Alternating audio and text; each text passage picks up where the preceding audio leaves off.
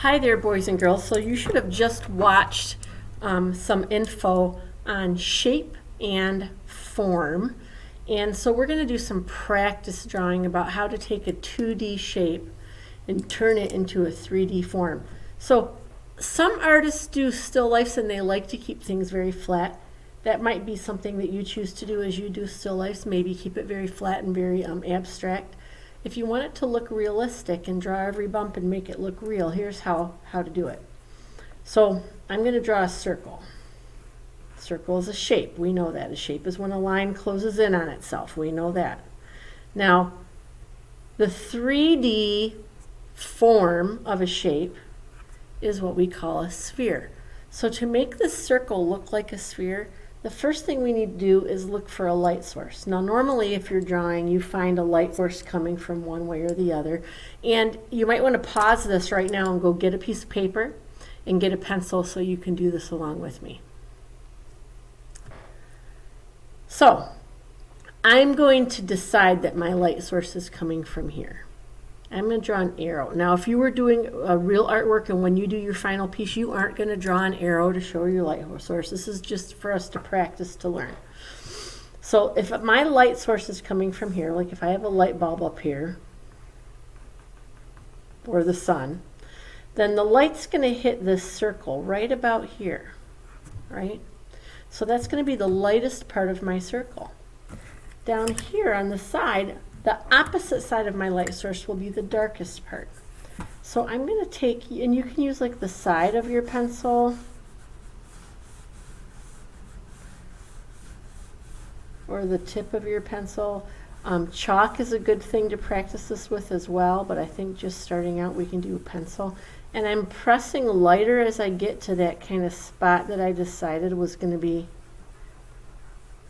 our lighter spot. And then I'm going to blend with my finger a little bit. You can totally do that. Charcoal is also a good thing to do this with. Or you can just use the tip of your pencil too to do this with. And have it be a little bit of a harder line. Now, the other thing I'm going to tell you as you're practicing this is your eraser is not just for erasing mistakes. Your eraser is a really good drawing tool. So that very light reflection where the light reflects off of this shape, I'm going to use my eraser as a drawing tool to kind of show where the lightest part of that would be.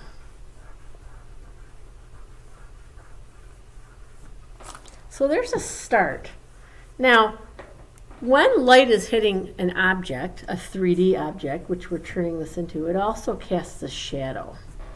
The shadow will always be cast on the opposite side. So if this is where my light source is coming from, my shadow is going to be on the opposite side, and it's going to be a little flat because this is sitting, if this is sitting on a flat surface, you want that shadow to be flat. I'm going to do it kind of an oval shape.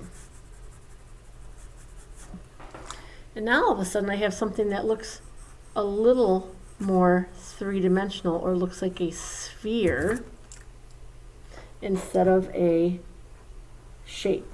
It looks like a form instead of a shape. It looks like a sphere instead of a circle. I want you to practice this a couple of times. Maybe practice it with a sphere or two before you do your art project today.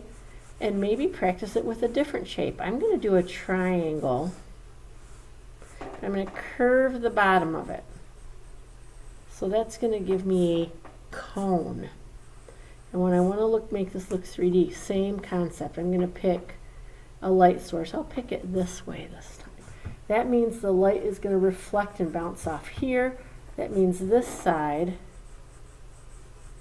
is going to be darker. And direction matters too.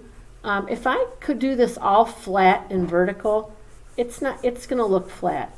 Notice how as I add my shading and my shadow, I'm curving around to give that cone some body.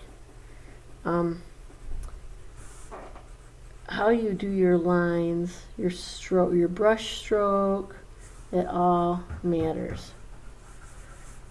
So I'm curving it around in the shape of this cone.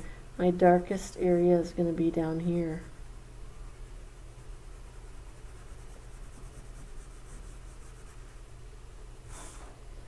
And remember, we can use our eraser as a tool as well to show that white spot, that reflecting spot. And then remember the opposite is going to be your shadow. So try that a few times. Practice just on a piece of paper, or if you have a sketchbook, practice in a sketchbook. Practice that a few times before you move on to your next project.